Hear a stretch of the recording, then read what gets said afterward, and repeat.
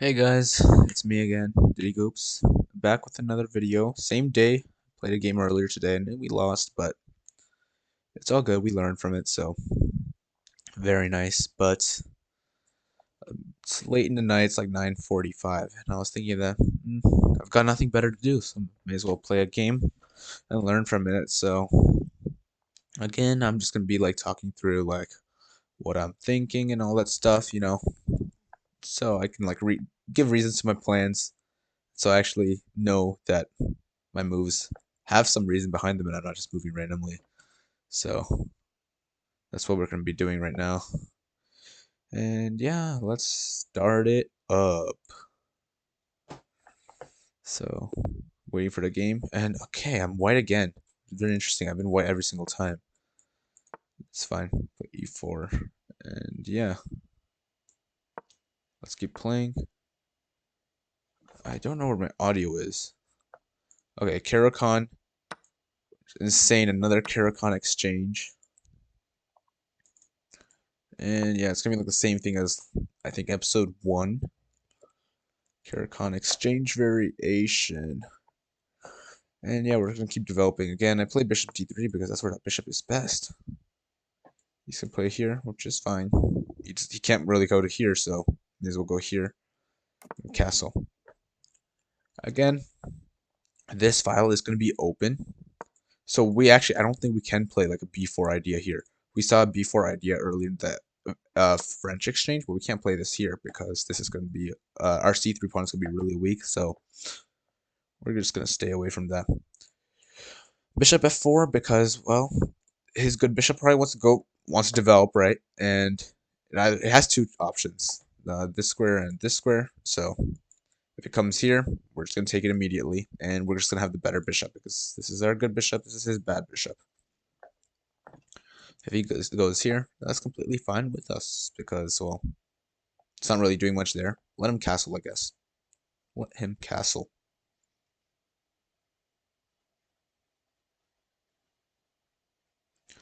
So we're going to wait for him. Not sure what he's looking for. Interesting.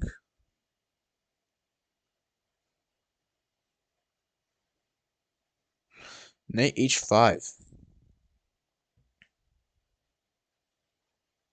And he is attempting to grab our bishop here, obviously.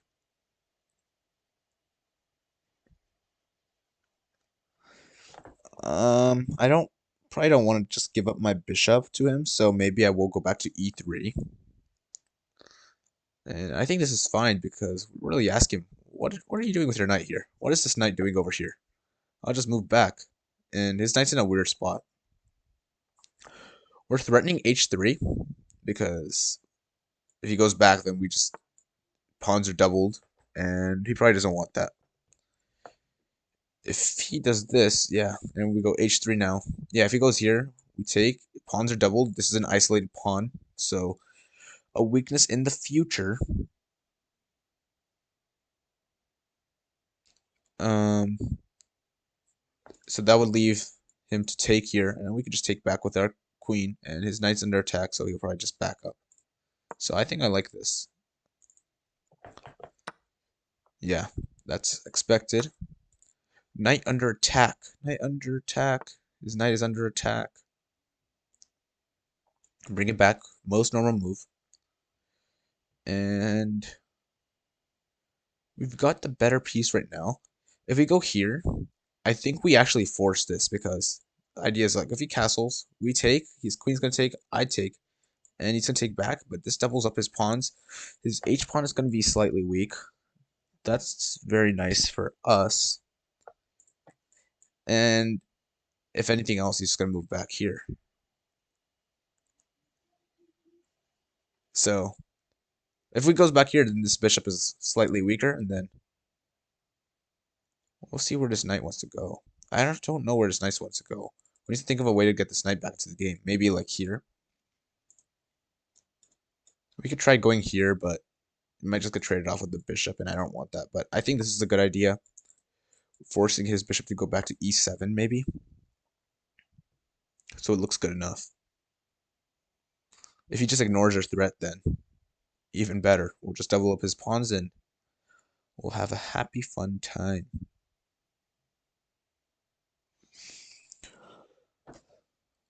So I expect bishop e7 for him. I think that's probably the best move.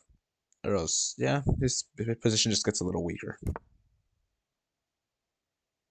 Okay, he castles, so that's exactly what we're looking at. So if we just take with a bishop, he has to take back, obviously. If he just doesn't take back, then good for us, right? But he's gonna take back. If we take with the queen, and I take with my queen, and I think we should just be up. So let's try it out. Yeah. So exactly what we were thinking of, and we have to get this knight into the game. If we go here, obviously it's gonna take, so we have to go this way. We could put it somewhere here, but honestly, I don't know. But yeah, let's start bringing it over.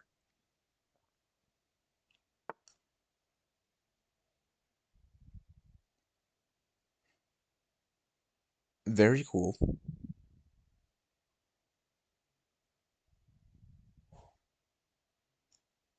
So he's trying to fix that weakness, as you guys can tell. And obviously, we don't want him to fix that weakness. So how do we stop him? If we actually play right here, yeah, if we take, then he's gonna take back with his pawn, and then everything's fine for him. So we cannot let him take. He also has two attackers. We only have one defender. So we have to add a defender somewhere. And that's probably going to be our knight. If we go here, he's just going to fork us immediately. So we have to go here. And if he takes, I think I just take with my knight. He takes, I take, and then we can play with our rooks here. And yeah. It is an opposite colored bishop ending right now. So that is actually a little bit scary. I mean, I don't want this to end as a draw, of course. So yeah, interesting for sure. Obviously, I don't want to draw. I want to win this game. I don't know what his rating is, but yeah, I want to get any points I can. So what are we thinking about right now? He's got slightly weaker pawn structure. If we could get rid of this pawn without like fixing this, obviously, then these are doubled isolated pawns. Very weak. Right now, this pawn is also kind of weak in a way because who's going to defend this, right? I don't know. I don't know who's going to defend it. Seriously, don't know. He doesn't have any pawns on the c file. He already pushed this pawn over here.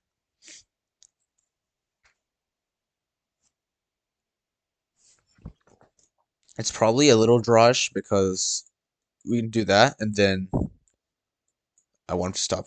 I don't want him to come over to the R7th file, right? So play something like that. And yeah, right now it looks pretty drawish, which is unfortunate, but who knows? Actually, if we do end up trading everything off, okay.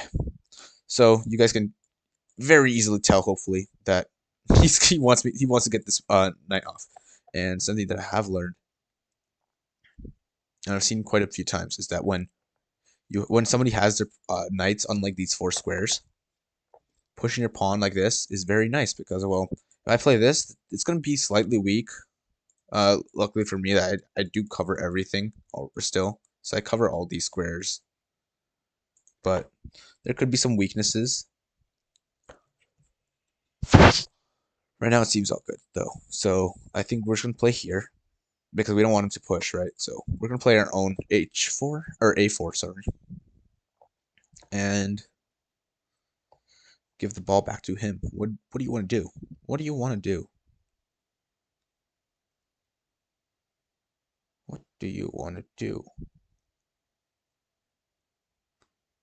Again, the same idea is, I guess, here. where we like end up doubling our pawn, or like we both have isolated queen pawns, which will be really interesting. And then we try to trade. He pushes, which weakens this pawn even more, I think. How does it weaken it? Well, okay, I was thinking of two different things that we could do. We could go here, but I don't know if this actually does anything, right? So, instead, maybe we would want to bring our bishop here, and then put it like here, looking at this uh, over here. So that's what I was thinking. If we go here, our piece doesn't seem to do too much, really. So, I was thinking going here, and then maybe our knight could end up coming here. So these two squares are really good for a knight because who's going to kick us off, right? So thinking of this idea, thinking of bringing my pieces to better squares. So that's all the things that are going through my head right now. And I'm going to play this. Now, okay, he goes there, which is normal enough.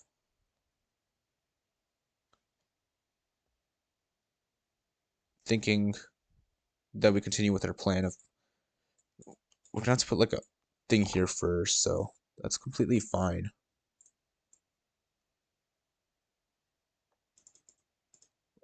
Does he want to play like this? No, because he'll give this up. Yeah, he probably doesn't want to give that up. Because we have this, we're attacking this pawn, we have this square, and going back all the way here. Yeah, he probably doesn't want to play this. We also have going here, attacking this rook, and then forking, taking this pawn. With a tempo on hitting this bishop, and then we can go back here, and it should be decently safe enough. Lots of arrows, my bad. But I think I know what I'm doing, kind of. I think I'm playing it properly. I think, so will he play something like this? I don't know. Yeah, he plays something like this. I guess the idea is that he just wants to push, but we don't want to let him, right?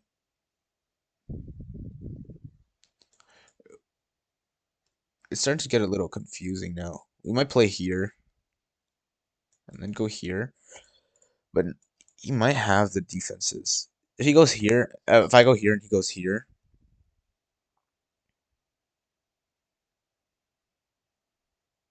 I could play this and I'm attacking this. He has to go here, and then I could bring my knight here. If I can bring my knight here as well, then maybe these pawns wouldn't even be a problem. And perhaps these pawns will actually be separated enough. Like this pawn and this pawn, I mean, where like they can't even help each other. I was thinking of hitting this like this. His knight has to go back here.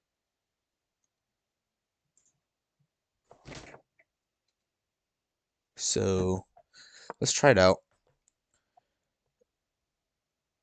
He is pushing his pawns very hard. Very hard, very hard. There's a pin. I don't actually see anything with it though.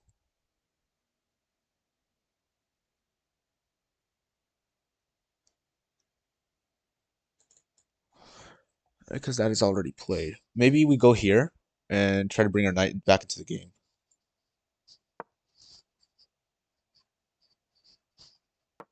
Well, if we go here, we also have to, we're setting up this discovery, which is also another thing. So I am liking this actually.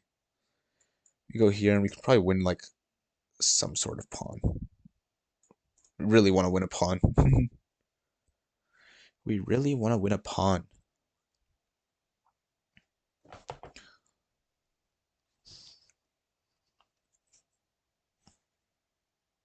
Let's see what he does. If he pushes here, can we just play this? I don't know. No, we cannot because he takes. Uh, okay. Well, I don't know, but I think we take with the knight. We're setting up this discovery. We're hitting this bishop. It looks very good for us, actually. So let's see what he tries to do.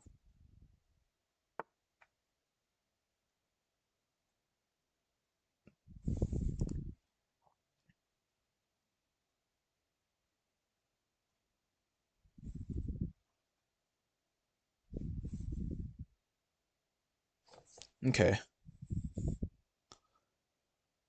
Interesting to say the least.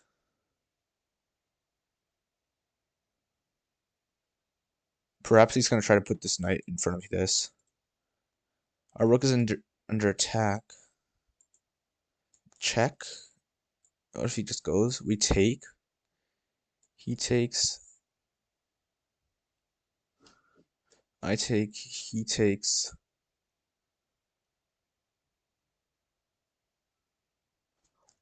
I don't know if this is good.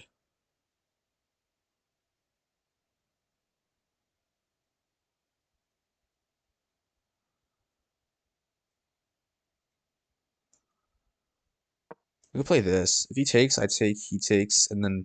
Oh yeah, there's all this stuff happening. We still have this idea, though it's not as strong anymore because obviously he moved. He moved.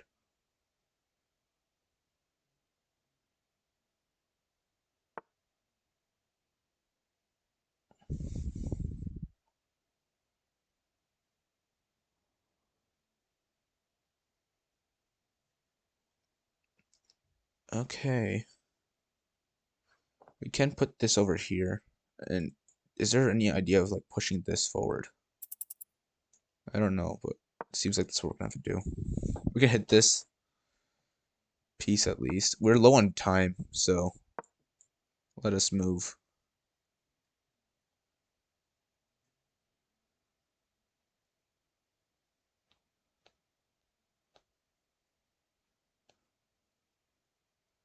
We want to push.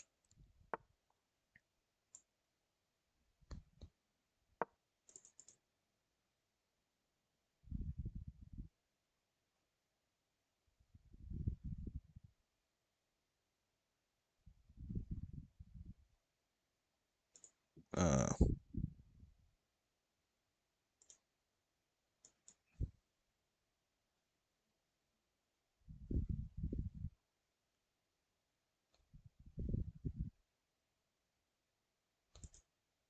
these pawns did become a problem.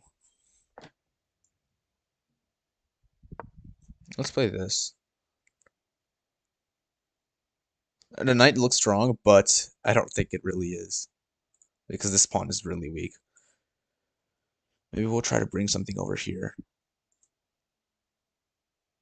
But he obviously wants to make some sort of progress on this side. We're low on time, but we gotta keep on playing, right? This rook is stuck, so we could play something like this and try to do something. Go here and actually try to take advantage of his slightly weaker king, but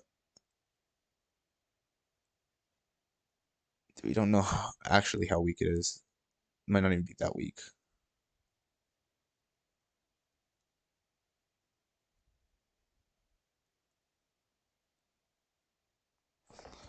He's using time, which is good for us, but this was a tough game.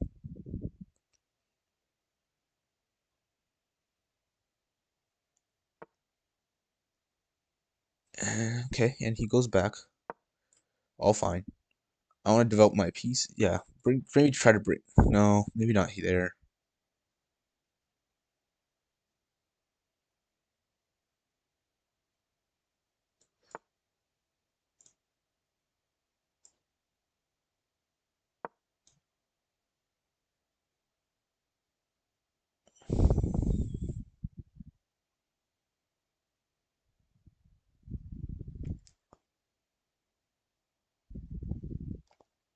I think we have a trap where if he goes here, we check. We can take back with the rook, obviously.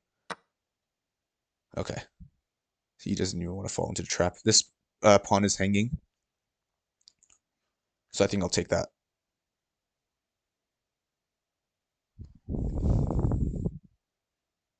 He's also very low on time.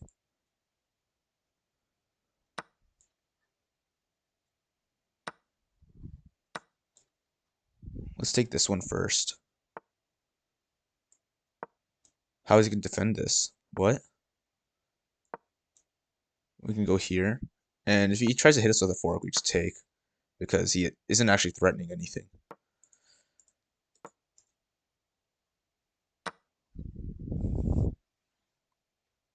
Pawns are defended so far. Just keep the defense up. Okay. I'm going to take.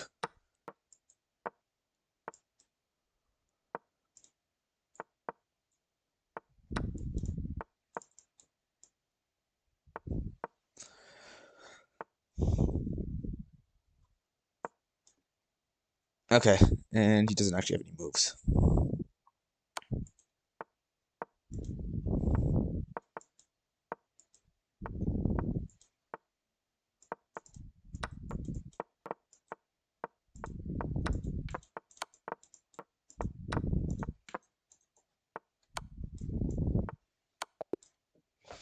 Checkmate. That was tough. We got +9 rating points, which means he was slightly higher rated. Computer says that we have 2 mistakes, so let's go check it out. So he was probably like in this 1900s, but yeah.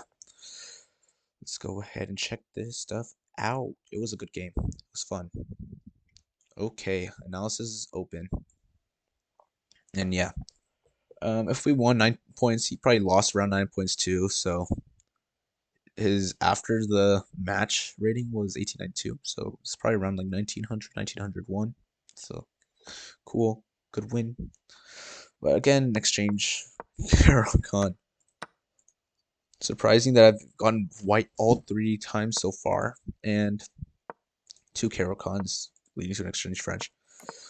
We talked about these kind of moves a lot earlier, so I think this is all fine. Yeah, we're playing very normally. He plays this, and Ancient also suggests bishop e3. Bishop c1 shows up, which is so weird, but I would assume it's the same exact thing. Like, hey, why is your knight there? Knight go back, and maybe you can bring your bishop back.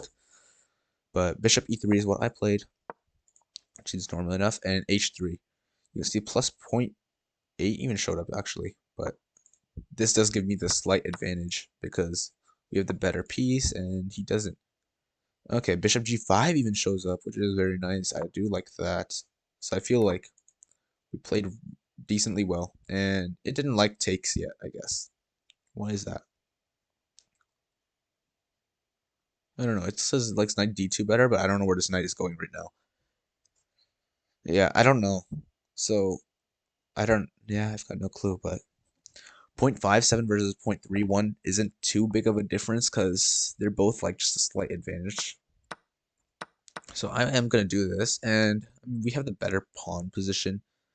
It says it's drawn, and maybe that's why actually, because it's an opposite colored bishop ending, and when you guys start studying endgames, you'll know that certain endgames, even with all these pawn weaknesses, are just draws. For example, this bishop ending. What's gonna happen eventually is that we just trade all our pieces, and these bishops are just gonna be fighting over squares that neither of them can reach. I mean, like this white square, our light squared bishop is gonna be fighting over light squares. His is gonna be fighting over dark squares, and like they're not gonna be able to actually compete. They're just gonna be like kind of standing side by side. So I guess the engine already sees that this is gonna be a draw. D takes e5 is suggested. I don't like that because I feel like it just gives up all winning chances completely. But I play knight b3, which doesn't like too much, but it's still showing up at least in the top 5 moves. So that's pretty nice, and it does like e4 for him. I played a4, which is just as drawish, and yeah, it likes e4. Bishop e2, bishop c2 is showing up. Everything is showing up. Bishop b5 is also showing up.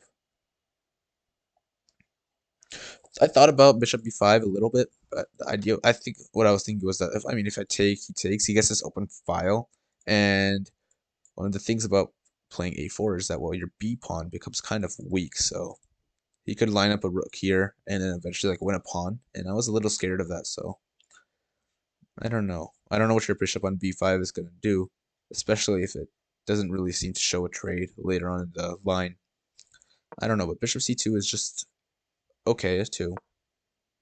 He's going to play this, and I f3. F3 is actually interesting. Maybe I could have played f4. No, I don't want to play f4. What am I doing? F4 means that this is never going to be breaking apart.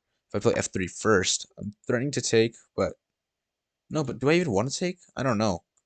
I guess now the weakness is this pawn, and like I start trying to bring pieces here to this pawn. Chess is a hard game, so I don't know. But I played this, and now he's starting to get an advantage. He's got the space, and King G7 is a very interesting move. He's gonna push, and I try to go ahead with my idea. It doesn't like it very much, but that's fine. F5 does show up a little bit, so that's fine. I played this. Knight is forced to go back, and I played C4. Yeah, C4 is the. I felt like it was like the only move that let me have some play, or else these are just gonna keep like going down, and I'm not gonna stop them. And I just felt bad about that. So I felt like C4 maybe there's some play. Knight takes C4 obviously better. Then he plays bishop B4, or else I'm just winning. Now we thought about knight B6 check. And honestly, that was probably the best move because that takes away the opposite color bishop endings. That means it's not going to be a draw. Draws are boring, right? So maybe, I don't know if I'd rather lose a game than draw, but it would at least be more fun if it's a more decisive game, right? So knight b6 is an interesting idea. Or king h8. Oh, it's my turn. He's going to take, and he has to take to keep the advantage up. Knight c7. What? What? Knight c7, and he has to save his piece, so he goes back here. And I mean, do I win this pawn? Is that the idea? Knight c7 and bishop b4, and I go here. Knight e6. Yeah, the fork shows up. Rook b8, and I do win a pawn. Now, I did not see that at all. I saw this, and I was thinking, like, oh, maybe I just take here. I guess he takes. It's even-ish. Bishop is going to be better than knight, so maybe this is still better. I mean, that's equal, but equal is better than slightly losing, so still works out. But I did not see the knight e6 fork on the pawn and rook. That's interesting. Very interesting. I missed that, but that's not how the game went. I ended up trying to save this rook, and it was a bit of a mistake. King h8, okay, and then I played v6. I think this is where we started to get low on time, so I stopped thinking as much. Maybe this is slightly better. It says everything's kind of slightly losing, so I guess it's fine what I did. He plays this, and actually, yeah, rook d1 is forced. He plays this, knight c4, and what I was thinking was that he could just play this, but I'm stupid because I can just take. So obviously he can't do that. But he is threatening to win stuff here. Maybe he'll play this. Maybe that was the thing that I was looking at? Then I push. So that doesn't actually work. F3. Yeah, knight blocking that pawn. That's normal stuff. Knight e5, which is very easy to spot because you want your knight in the center, right? And he's gonna let me come into the 7th rank. So actually, even though we're really low in time, I'm playing like pretty well. Yeah. So once I get up here, then I have a lot of stuff here.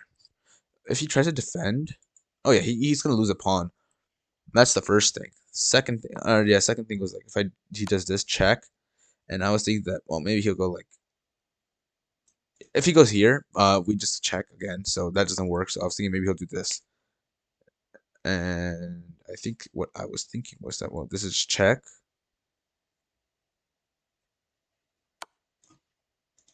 If he goes here, I don't know what I was thinking actually. King f8, rook takes b7, rook takes this. We are winning. Maybe I was thinking that oh if he goes back here, then I have another fork. Maybe that's what I was thinking. And obviously this is just really good for me. But yeah, once he gives up that pretty bad, and I can actually just trade it down. He doesn't actually have a winning idea because how is he going to push the pawn, right? How is he going to push the pawn? Well, he tries to push the pawn, and I just stop it immediately.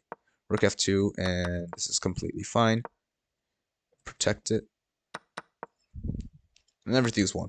In fact, I even traded down here because if you see a winning endgame and you know that you can win it, simplify. It doesn't matter. He's got double pawns. I'm up what? Like, I don't know how many pawns it is. I'm up 2 pawns. I should win this pretty easily. I just have to bring my king. I can just take here and I mean I have 2 pawns here. I've got 2 pawns here against this one. I've got 2 pawns here against this one. And I even have a pass pawn, so it's very easy to win. So all good. It was probably not the best, like most efficient at all, but who cares? Checkmate is checkmate, and I won with 4.8 seconds left. Okay, so that was a longer game. We went all the way to the end of our time, and we even analyzed a bit. What was I guess what was something that we learned? Let's see. What was something that was good to learn about? Tactics.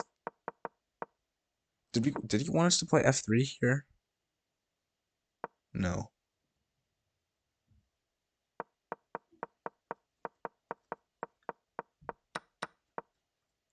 Tactics. Yeah, I guess tactics. It was really just the tactics because who sees this? Who sees this? What is that? Like 1, 2, 3, 4, 5 knight moves in a row. I did not see 5 knight moves in a row. My bad, guys. But well, we should have. We should have. We were low on time, but I mean, no, we weren't even low on time. We were just 2.5 minutes, so we still had time. But that's okay. We ended up winning, so it's all good. But we still got to see this insane 5 move idea. Be careful about the opposite colored bishop endings, I guess. Maybe that's why I didn't want us to trade. Because even though it is a weakness that he is going to have, this is a draw. Because knights go off the board, rooks go off the board, and I mean, he's going to keep attacking my pawns. I'm going to keep attacking his pawns, and we're not going to be able to like defend each other, you know? So it would be a draw. Anyways, this was episode 3 of my climb. I guess my games and analysis. Was pretty fun. Another Caro-Kann exchange variation, but that's completely fine. A game is a game. So I'll see you guys later. Bye bye.